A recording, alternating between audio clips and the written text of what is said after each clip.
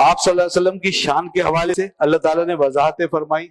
میں نے اسی لیے یہ والا نسخہ آج میں لے کر آیا, اس میں نشان لگے ہوئے تھے, میں چند آیتیں آپ کے سامنے پیش کرتا ہوں. آپ صلی اللہ علیہ وسلم کا ذکر اب کس کس طرح کیا ہے یہاں پر. وہاں تو آیا تھا, میں نے پہلے عرض کیا بار بار کہ آپ فرما دیں کہ مجھے کسی چیز کا علم نہیں, میں غیب نہیں جانتا, مجھے کوئی طاقت حاصل نہیں, میں قدرت نہیں رکھتا, اگر میں غیب جانتا ہوتا تو بہت سی خیر جمع کر لیتا, یہ کہلوایا گیا, اور میں تم جیسا ایک بشر. اور یہاں پر فرمایا اللہ تعالیٰ نے, اور ایسا فرمایا کہ بس معبودیت کا معاملہ چھوڑ دیں, اس میں تو وحدہ لا شریک ہے, اللہ تعالیٰ کے ساتھ کوئی شریک نہیں. اس کے علاوہ جتنے معاملات ہیں اس میں اللہ نے کہیں بھی اپنے محبوب کو اپنا ذکر اپنے محبوب کے بغیر کیا ہی نہیں ہے. جی ہاں, تو ہم یہ کہتے ہیں ہم معبود صرف اللہ ہے, اس وقت اللہ تنہا ہے, بس اس کے ساتھ کوئی شریک. اس کے علاوہ اللہ تعالیٰ نے فرمایا میری اطاعت کرو, میرے محبوب کی بھی اطاعت کرو, مجھے ہی مانو, میرے محبوب کو ہی مانو. اب دیکھیے ذرا, واطیعوا اللہ و رسولہ, اطاعت کرو اللہ کی اور اس کے رسول کی, ان کنتم مومنین, اگر تم مومن ہو. دوسری جگہ فرمایا ذالک بانہم شاقوا اللہ و رسولہ, اس وجہ سے کہ انہوں نے اللہ اس کے رسول کی مخالفت کی.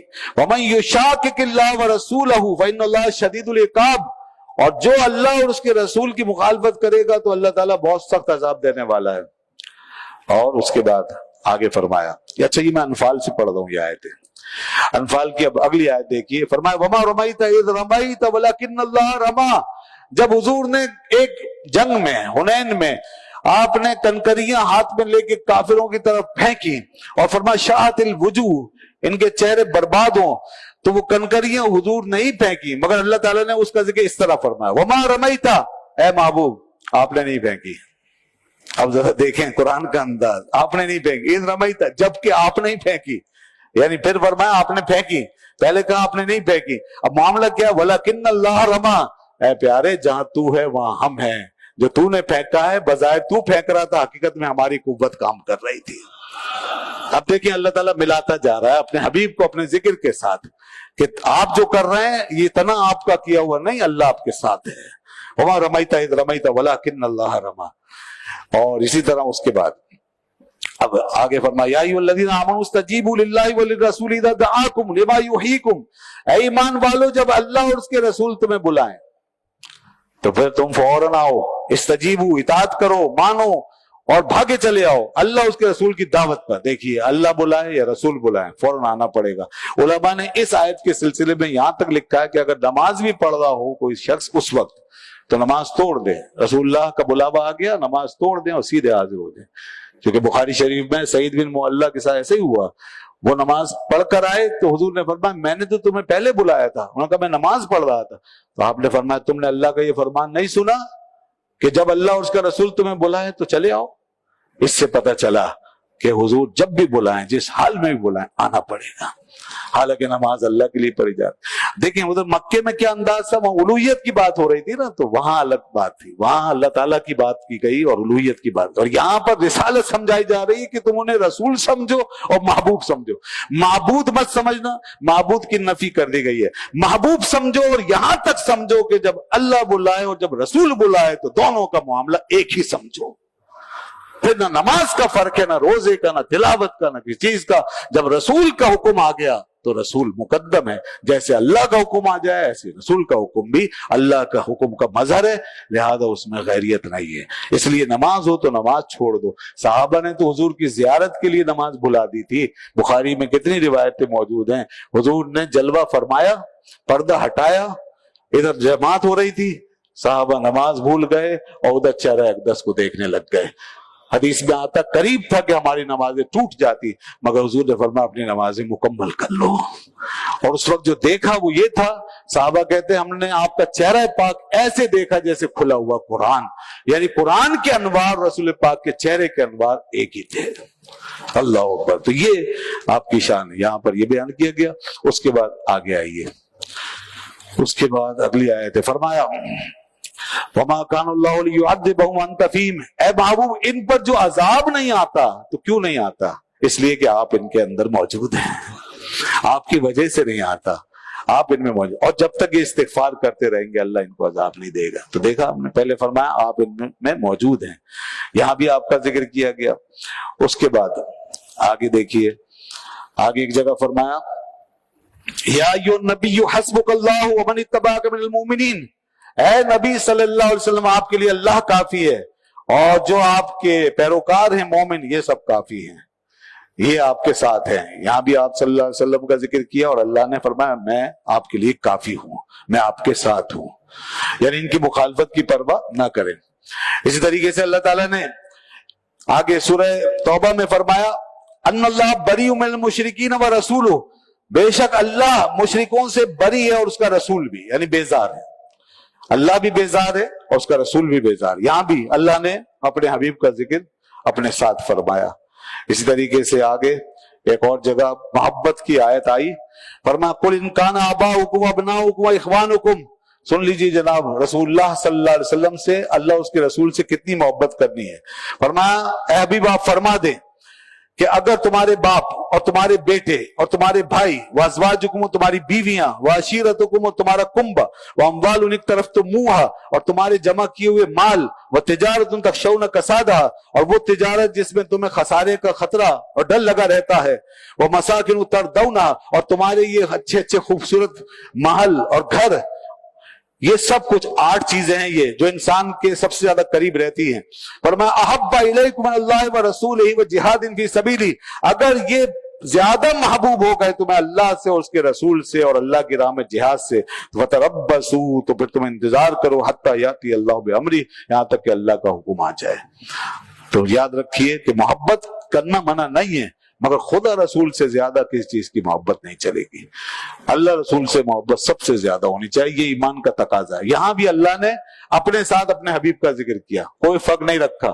اس کا مطلب ہے جو محبت رسول اللہ سے ہے وہی اللہ سے ہے, جو اللہ سے ہے وہی رسول اللہ سے ہے, اس میں فرق نہیں ہے. تو دیکھتے جائیں آپ کہاں کہاں اللہ نے اپنے حبیب کا ذکر اپنے ساتھ ملا کے بیان فرمایا ہے.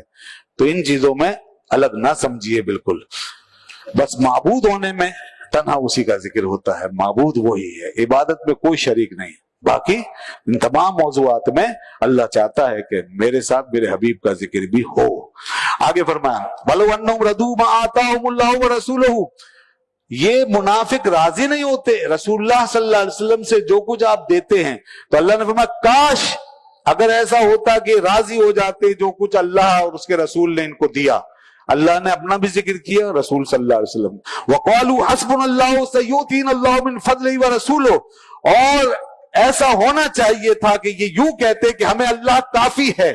دیکھیں پہلے کہا ہمیں اللہ کافی ہے, پھر کیا کہا, پھر کیا کہنا چاہیے سَيُؤْتِينَا اللَّهُ مِنْ فَضْلِهِ وَرَسُولُهُ, ان قریب ہمیں اللہ اپنے فضل سے اور اس کا رسول عطا فرمائیں گے. یہ رسول کا ذکر آیا نہیں آیا ساتھ. پھر اب لوگ کہتے ہیں کہ بس یہی کہتے رہو اللہ کافی ہے اللہ کافی ہے, رسول کی بات اگر کی تو شرک. ہم کہتے ہیں اللہ کافی ہے معبود ہونے کے اعتبار سے, خالق ہونے کے اعتبار سے. اگر رسول کا ذکر ساتھ کیا جاتا ہے تو محبوب ہونے کے اعتبار سے کیا جاتا ہے. ان آیتوں کے پیش نظر کرتے ہیں لوگ, یہ شرک نہیں ہوتا. یہاں ان آیتوں سے رہنمائی لے, اللہ تعالیٰ خود فرما رہا ہے کہ انہیں یہ کہنا چاہیے تھا کہ ان قریب اللہ اور اس کے رسول ہمیں عطا فرما دیں گے. ٹھیک ہے جی. اس کے بعد آگے دیکھیے ایک اور بڑی زبردست بات, چند آیتوں سے کے بعد پھر فرمایا یحلفون باللہ لکم لیردوکم واللہ ورسولہ احق ان یردوہ ان کانوا مؤمنین, اللہ اور اس کے رسول کا حق ہے کہ اسے راضی کرتے یہ لوگ اگر یہ مومن ہیں تھے. تو اللہ اور اس کے رسول کا حق ہے کہ اسے راضی کرتے. آپ سمجھ رہے ہوں گے میں غلط اردو بول رہا ہوں, یہاں بولنا چاہیے انہیں راضی کرتے, کیونکہ 2 کا ذکر ہے نا. اللہ اور اس کے رسول کا حق ہے کہ انہیں راضی کرتے, یوں کہنا چاہیے نا مجھے, لیکن یہاں یہ نہیں چلے گا. اللہ نے جو کچھ نازل کیا وہ ہے یہی چیز, یہاں انہیں نہ کہو, 2 کر کے بیان نہ کرو. اس موقع پر اللہ فرماتا ہے یہاں میری اور میرے محبوب کی رضا ایک ہے, لہذا یوں کہو اللہ اور اس کے رسول کا حق ہے کہ اسے راضی کریں. دیکھیں انہیں چھڑوا دیا اور اسے کہلوایا تاکہ لوگوں کے ذہنوں سے یہ وہم نکل جائے کہ خدا کی رضا الگ ہوتی ہے رسول اللہ کی رضا الگ ہوتی ہے. یہ وہم نکال دو, خدا رسول کی رضا الگ نہیں ہے. اس لیے اعلیٰ حضرت نے کہا خدا کی رضا چاہتے ہیں 2 عالم, خدا چاہتا ہے رضا محمد. میں تو مالک ہی کہوں گا کہ ہو مالک کے حبیب, یعنی محبوب و محب میں نہیں میرا تیرا. اس اعتبار سے ہے کہ اللہ نے عطا فرمایا، اس کی عطا سے ہے، اسی کے حکم سے، اس کے اذن سے، تو اس طور پہ نہ کہ معبود ہونے کی حیثیت سے، نہ خالق ہونے کی حیثیت سے۔ تو دیکھیے یہاں پر ہو ضمیر واحد کی آئی، جس کی وجہ سے ترجمہ ہم نے کیا کہ اللہ اس کے رسول کا حق ہے کہ اسے راضی کریں۔ اس کے بعد آگے دیکھیے پھر فرمایا وما نقموا الا ان اغناهم اللہ ورسولہ من فضلہ، اور ان کو کیا برا لگا منافقوں کو مگر یہ کہ اللہ نے اس کے رسول نے اپنے فضل سے غنی کر دیا، اللہ نے اس کے رسول نے اپنے فضل سے غنی کر دی۔ یہاں بھی ضمیر واحد کی ہو گئی، ہونا یہ چاہیے تھا ان دونوں نے اپنے اپنے فضل سے غنی کر دیا، مگر نہیں، ضمیر واحد کی لگا کے فرمایا اللہ اس کے رسول نے، دونوں نے، یعنی ضمیر واحد کی آگے آئی کہ اس نے اپنے فضل سے غنی کر دیا۔ اب دو ہیں مگر آگے پھر واحد کر دیا۔ تو یہ ہے اصل میں اللہ تعالیٰ کا وہ کلام کہ جو مدینے میں نازل ہوا اور جس میں شان رسالت کے جلوے دکھائے گئے۔ لوگ مکے کی آیتیں پڑھتے ہیں اور بس وہاں سے وہ والی چیز جو کفار مشرکین کو سمجھائی گئی وہ یہاں مومنوں کے سامنے رکھ لیتے ہیں اور کہتے ہیں جی دیکھیے منع کیا، کچھ نہیں ہے، منع کر دیا، نفی کر دیا چیز کی، علم بھی نہیں، قدرت بھی نہیں۔ یہاں نہیں آتے کہ مدینے میں پھر ایمان والوں کو کیا کچھ سمجھایا گیا اور دیا گیا ہے۔